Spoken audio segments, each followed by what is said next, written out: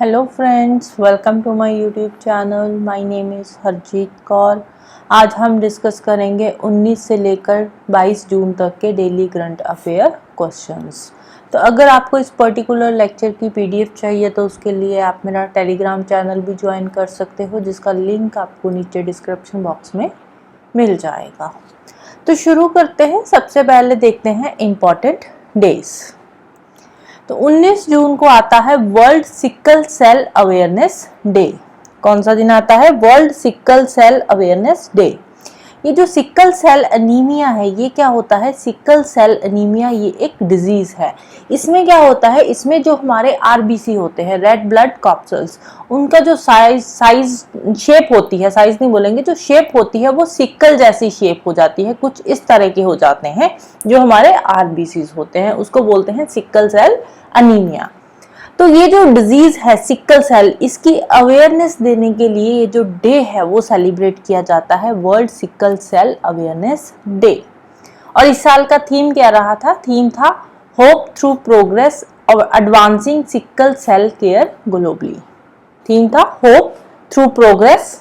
हमें इस डिजीज के बारे में और आगे रिसर्च करनी है, इसको खत्म करना है। तो होप थ्रू प्रोग्रेस कैसे खत्म कर सकते हैं? थोड़े और रिसर्च करेंगे, R&D करेंगे, प्रोग्रेस होगी तभी हम इस डिजीज को हरा पाएंगे। Advancing sickle cell care globally. Next है 20th जून। ये 19th जून था, ये 20th जून। आज हम 4 डेज के करंट अफेयर्स जो है वो कवर अप करेंगे। तो जो हमारे डेज हैं तो वो भी हम 4 दिन के कवर करेंगे, 19, 20, 21 और 22। तो 19 को आता है world sickle cell awareness day.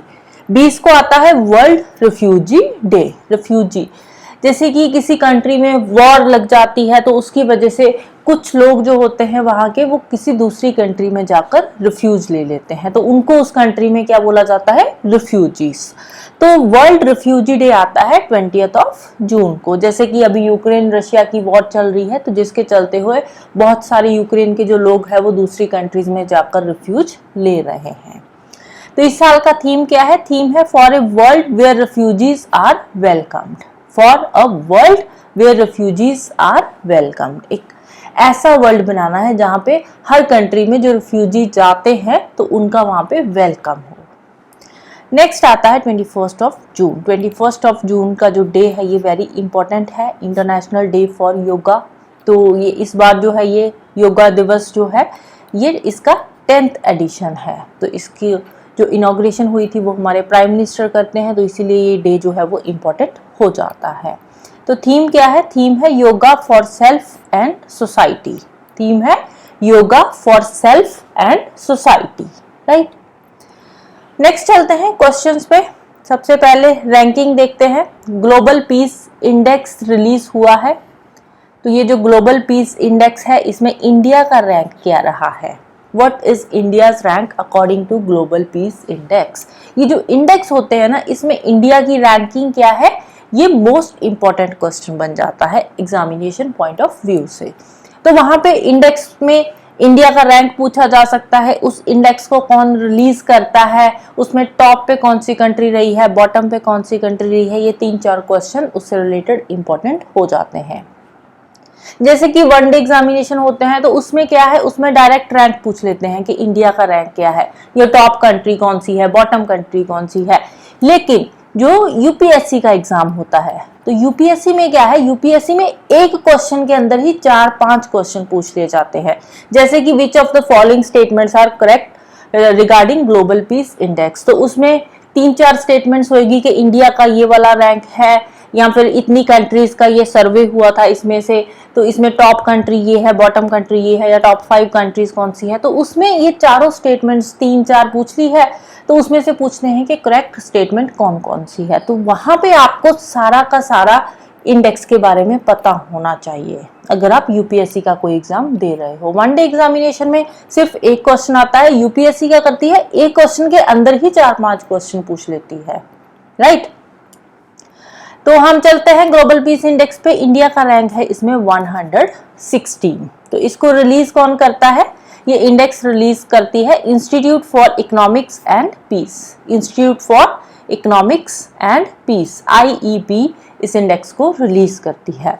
तो टोटल कितनी कंट्रीज का सर्वे हुआ था? 163 कंट्रीज का सर्वे हुआ था, जिसमें से इंडिया का रैंक रहा है 116 आउट ऑफ 163 कंट्रीज।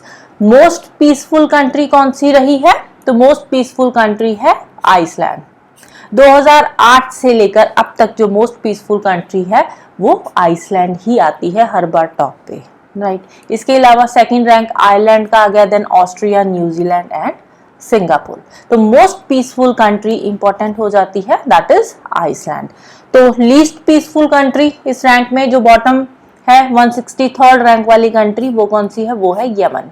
यमन है लीस्ट पीसफुल कंट्री, इसका रैंक है 163rd। फर्स्ट रैंक है आइसलैंड का और 163rd रैंक है यमन का, राइट, लीस्ट पीसफुल कंट्री। तो second last Sudan, then South Sudan, Afghanistan and Ukraine, right. Next है which food delivery app gets Guinness world record in Mumbai.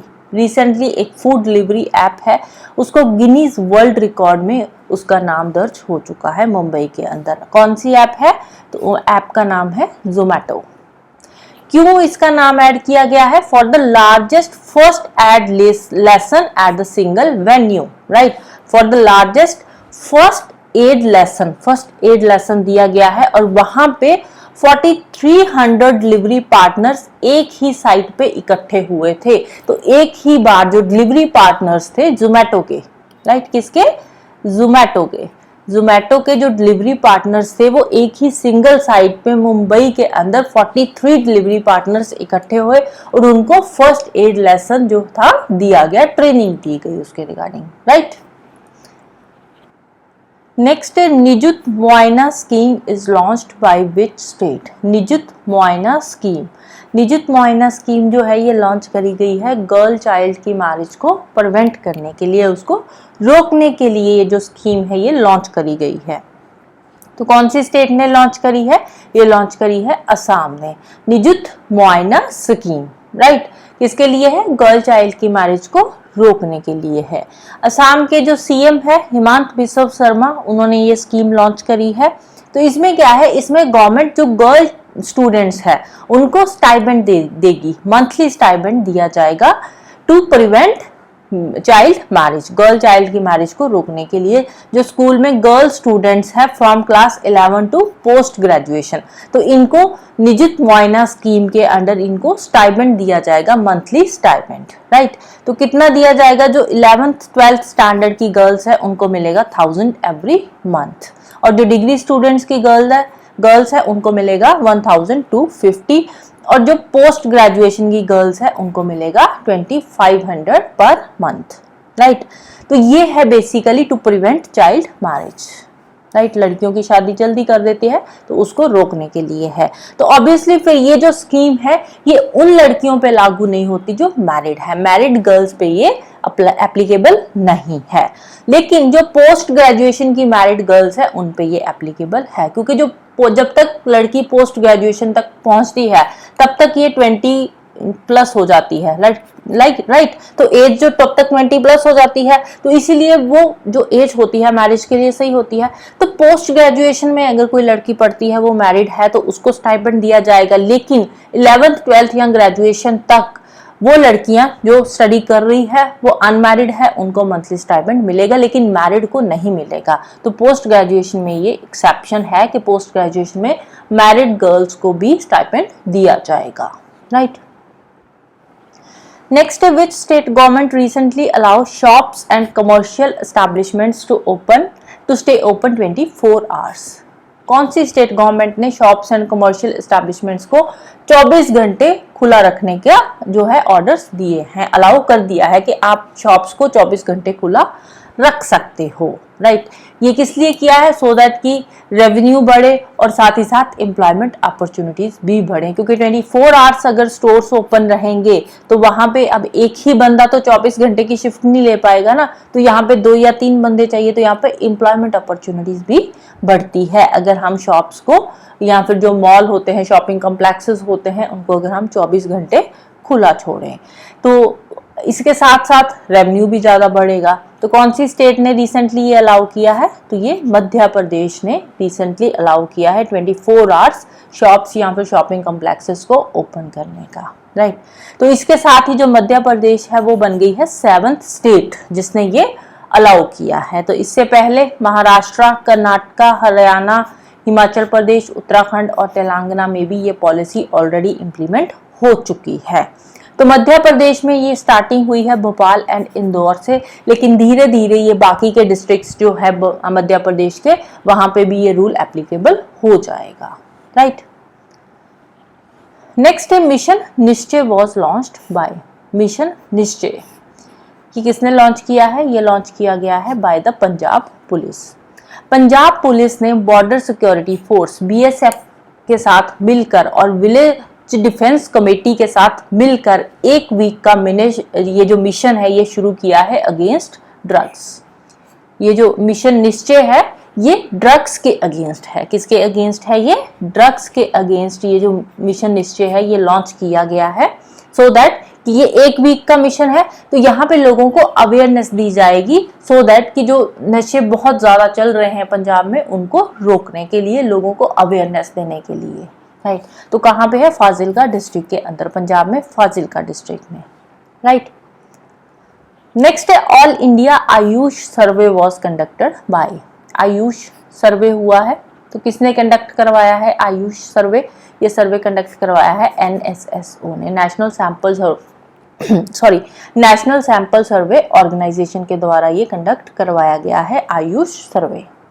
तो इसके रिजल्ट्स क्या है? ये जो सर्वे है ये है जुलाई 2022 से लेकर जून 2023 तक का ये सर्वे है। तो according to this survey 95% rural respondents और 96% अर्बन रिस्पोंडेंट्स ऐसे हैं जिनको आयुष के बारे में पता है, मतलब उनको नॉलेज है कि हाँ आयुष नाम की भी कोई चीज है। आयुष क्या है? आयुर्वेद, योगा, यूनानी, सिद्धा एंड होम्योपैथी। तो आयुष के बारे में 95% rural respondents and 96% urban respondents को इसके बारे में नॉलेज है। मतलब जैसे लोगों से पूछते हैं कि आपको आयुष के बारे में कुछ पता है, तो हाँ उनका बोलना था कि हाँ हम आयुष के बारे में जानते हैं।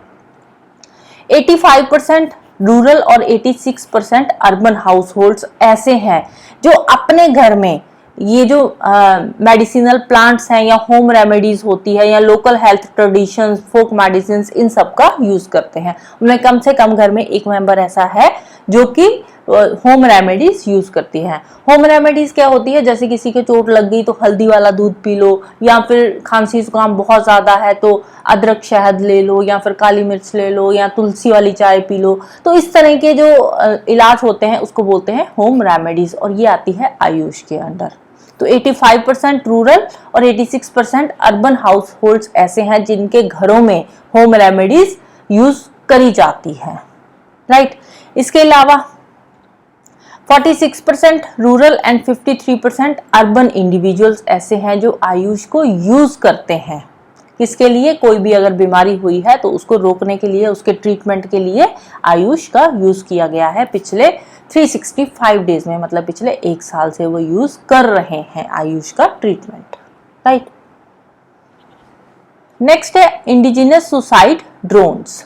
नागास्त्र 1 ड्रोन का नाम क्या है? नागास्त्र 1 इंडिजिनस सुसाइड ड्रोन्स, मतलब इंडिया का ही बना हुआ है। तो ये किसको मिला है? नागास्त्र 1 जो ड्रोन है ये इंडियन आर्मी को दिए गए हैं, नागास्त्र 1 ड्रोन्स। तो ये जो ड्रोन्स है ये धरती से 200 मीटर की हाइट के ऊपर उड़ेंगे, तो मतलब एनिमी जो है वो इजिली इनको डिटेक्ट नहीं कर पाएंगे इन ड्रोन्स को। ये सुसाइडल ड्रोन्स है तो मतलब इनको छोड़ा जाएगा, अपने टारगेट्स पे जाकर ये हिट करेंगे। इनकी एक्यूरेसी भी ज्यादा है, तो ये अपने टारगेट्स पे जाकर ये हिट करेंगे। जैसे यहाँ पे ड्रोन छोड़ा गया तो ये अपने टारगेट पे जाकर हिट करेगा और वहां पे जो भी है वहां पे एक्सप्लोड होगा, तो वहां सब कुछ जो है खत्म कर देगा, राइट। और ये ड्रोन ऐसे हैं कि अगर इसको टारगेट नहीं मिल रहा तो ये ड्रोन जो है ये वापस भी आ जाएंगे बिना एक्सप्लोड हुए।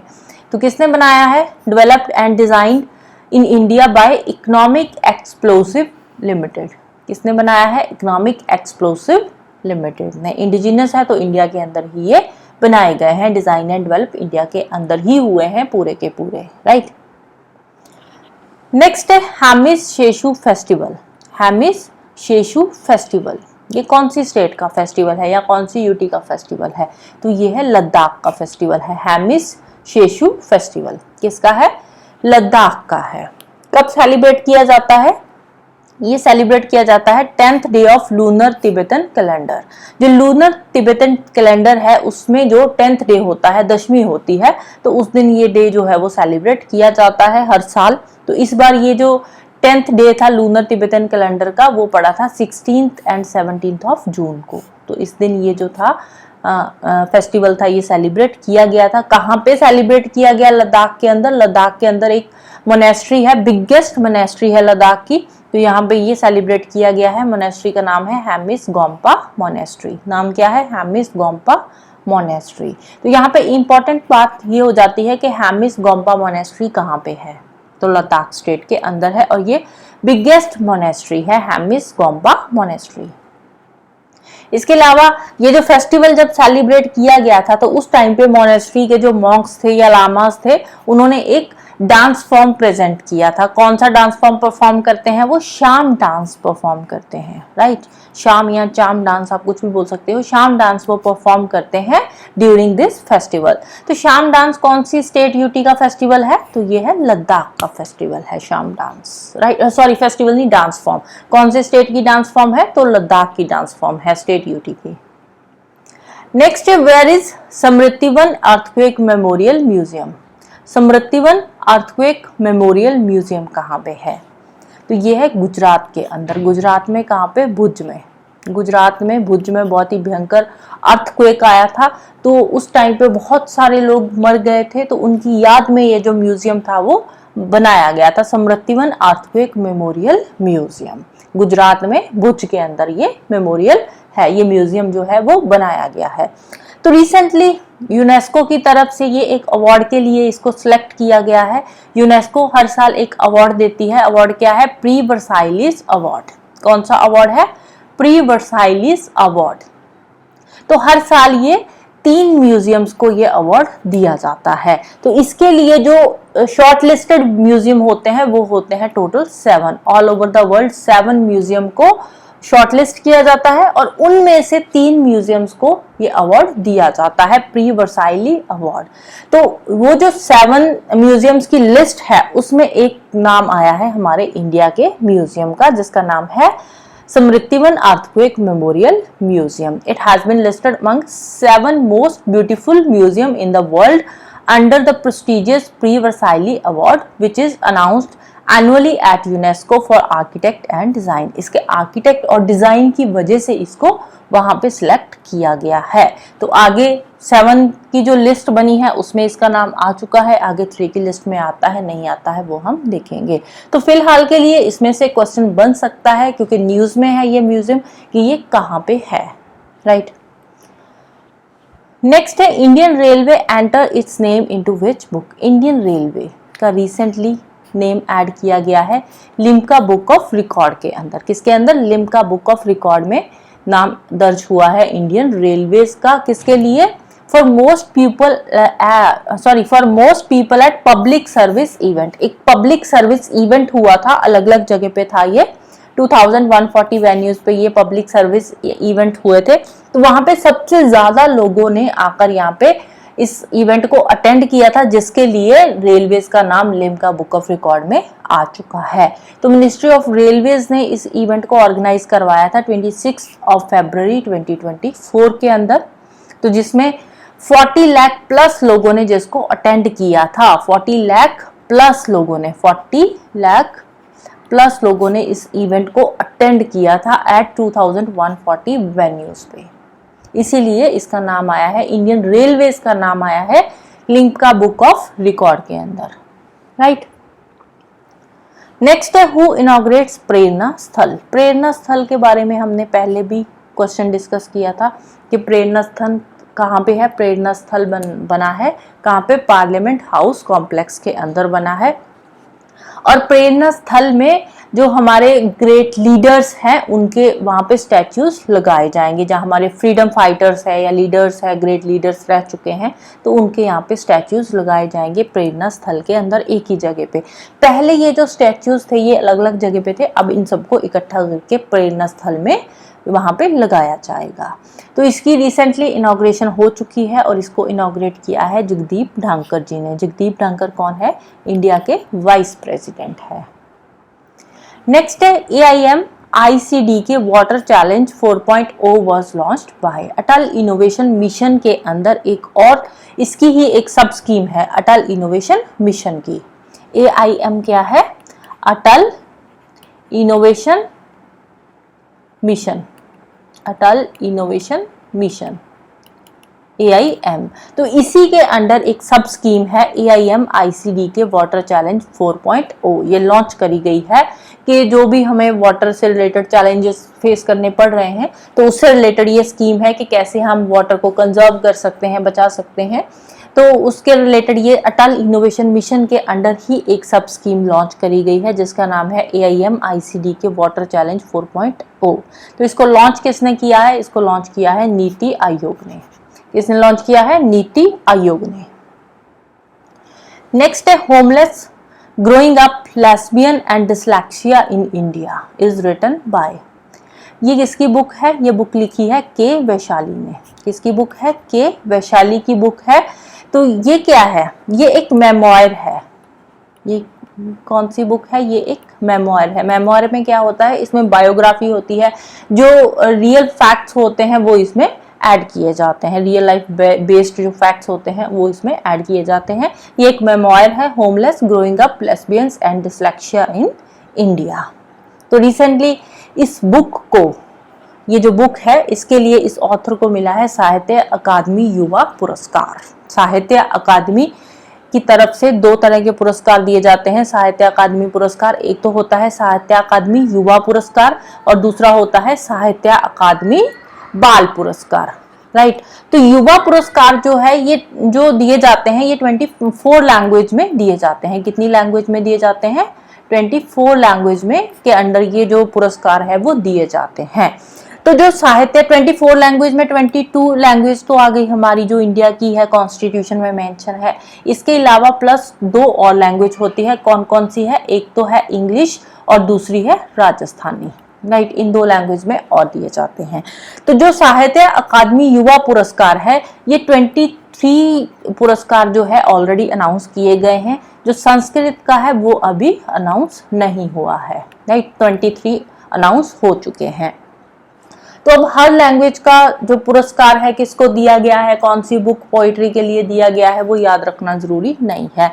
तो अगर सेंट्रल लेवल के एग्जाम है वहां पे इंग्लिश का और हिंदी का, एक इंग्लिश का आप याद रख लो, एक हिंदी का। हिंदी कैटेगरी में किसको मिला है और इंग्लिश कैटेगरी में किसको मिला है। इसके अलावा अगर आप स्टेट एग्जामिनेशन दे रहे हो तो जिस स्टेट का एग्जाम दे रहे हो तो उस स्टेट की लैंग्वेज का आप जो अवार्ड है उसको आप लर्न कर सकते हो। अदरवाइज 24 अवार्ड्स लर्न करने कौन कौन से लोगों को कौन सी बुक के लिए मिला है वो याद करना पॉसिबल नहीं है। तो साहित्य अकादमी युवा पुरस्कार जो है ये इंग्लिश कैटेगरी में मिला है के वैशाली को। उनकी book homeless growing up lesbians and dyslexia in India के लिए मिला है। हिंदी कैटेगरी के अंदर मिला है गौरव पांडे को। गौरव पांडे को तो इनकी एक पोएट्री है समृतियों के बीच गिरी है पृथ्वी। तो ये पोएट्री के लिए इनको ये अवार्ड हिंदी कैटेगरी में मिला है। तो अवार्ड में क्या दिया जाता है? एक कॉपर प्लेट दिया जाता है और दूसरा 50,000 का एक चेक दिया जाता है। और दूसरी बात करते हैं साहित्य अकादमी बाल पुरस्कार की। साहित्य अकादमी बाल पुरस्कार में जो इंग्लिश कैटेगरी है इसमें नंदिनी सेनगुप्ता को ये अवार्ड मिला है। किसके लिए? The blue horse and other amazing animal stories from Indian history के लिए। और हिंदी कैटेगरी में मिला है देवेंद्र कुमार को 51 बाल कहानियां के लिए। राइट। तो ये है इंग्लिश और हिंदी कैटेगरी के 2 पुरस्कार साहित्य अकादमी बाल पुरस्कार। तो 24 लैंग्वेज के ये पुरस्कार है जो दिए जाते हैं। नेक्स्ट है Kavli prizes were given in the field of. Kavli prizes, Kavli prizes जो है ये दिया जाता है साइंस के फील्ड में। नोबेल प्राइज के बारे में आपने सुना होगा। तो नोबेल प्राइज जो होता है तो उससे नीचे आ जाता है ये काबली प्राइज, राइट। नोबेल प्राइज ये भी साइंस के फील्ड में, अलग अलग साइंस के फील्ड में दिया जाता है, वैसे ही काबली प्राइज है इसके थोड़ा नीचे वाली कैटेगरी का ये प्राइज होता है। तो ये साइंस के फील्ड में दिया जाता है। साइंस के अंदर कौन कौन से फील्ड में ये दिया जाता है, तो उसमें आ जाता है astrophysics, neuroscience and nano science. कौन कौन से फील्ड है? Astrophysics, neuroscience and nano science. तो इस बार जो इसके विनर है, टोटल 8 विनर्स हैं, तो इसमें कोई इंडियन नहीं है, तो नाम याद करने की जरूरत मेरे ख्याल से नहीं है। अगर आप चाहो तो नाम पढ़ सकते हो। तो ये बाईनियल दिया जाता है। बाईनियल मतलब 2 साल में एक बार, ठीक है, वंस इन 2 ईयर्स, 2 साल में एक बार दिया जाता है। और ये अवार्ड दिया जाता है in the honour of Norwegian American businessman and philanthropist Fred Kavli के नाम पे, राइट। तो इनके ऑनर में दिया जाता है, फ्रेड काबली, इन्हीं के नाम से इसका नाम पड़ा है काबली प्राइज, राइट। नेक्स्ट है who has been announced as winner of doctor V Shantaram lifetime achievement award at 18th MIFF Mumbai international film festival. Mumbai international film festival का 18th ऑडिशन हुआ है, तो उसके अंदर जो doctor V Shantaram life time achievement award है वो किसको मिला है? तो वो मिला है श्री सुभैया नलामुथु को। श्री सुभैया नलामुथु को ये अवार्ड मिला है। 18th Mumbai international film festival के अंदर ही एक फिल्म प्रोड्यूसर है जिनका नाम है अपूर्व बख्शी।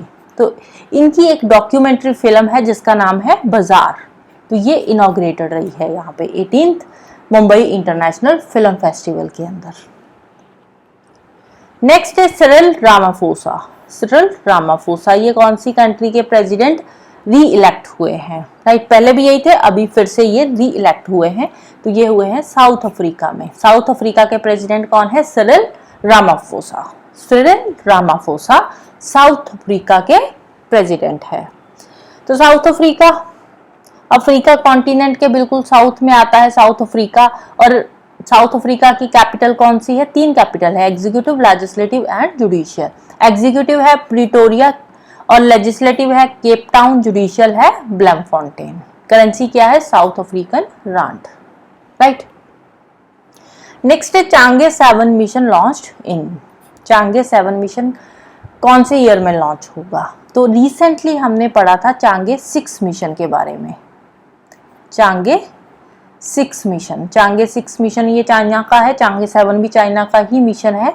तो जो चांगे 6 मिशन था, ये मिशन कहाँ पे गया था? ये फार साइड ऑफ मून गया है। और यहाँ पे जो फार साइड ऑफ मून है वहां पे जाकर ये रिसर्च करेगा कि वहां पे पानी है नहीं है, ये सब चीजें चांगे 6 मिशन वहां पे रिसर्च करेगा।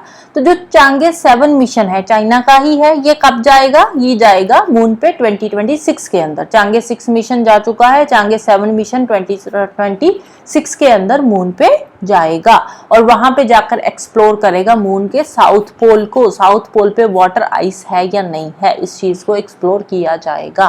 पहले हम देख रहे थे कि मून पे आइस है, सॉरी वाटर है नहीं है, पानी के बारे में हम खोज कर रहे थे। अब हम खोज करेंगे कि वाटर आइस है या नहीं है। तो ये जो चांगे 7 मिशन है ये मून के साउथ पोल पे जाकर वाटर आइस को एक्सप्लोर करेगा। तो ये जो मिशन है ये चाइना किसके साथ मिलकर कर रहा है? इजिप्ट एंड बहरीन के साथ, चांगे 7 मिशन।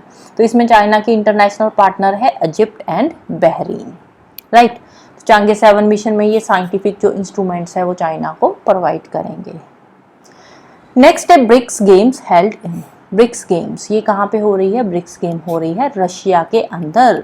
12th ऑफ जून को ये शुरू हुई थी, 23rd ऑफ जून को ये खत्म हो जाएगी। तो इसके बाद इसके रिजल्ट्स अनाउंस होंगे तो वो हम डिस्कस करेंगे। बस एक दिन और रह गया, इसके बाद इसके रिजल्ट्स आएंगे तो वो रिजल्ट्स हम इसके डिस्कस करेंगे। तो फिलहाल के लिए इंपॉर्टेंट क्वेश्चन यही है कि ब्रिक्स गेम्स कहाँ पे हो रही है? ये रशिया के अंदर हो रही है, right. So that's all for today. तो जाने से पहले वीडियो को लाइक कर देना, शेयर कर देना और चैनल को सब्सक्राइब कर लेना। Thank you, bye bye and have a nice day.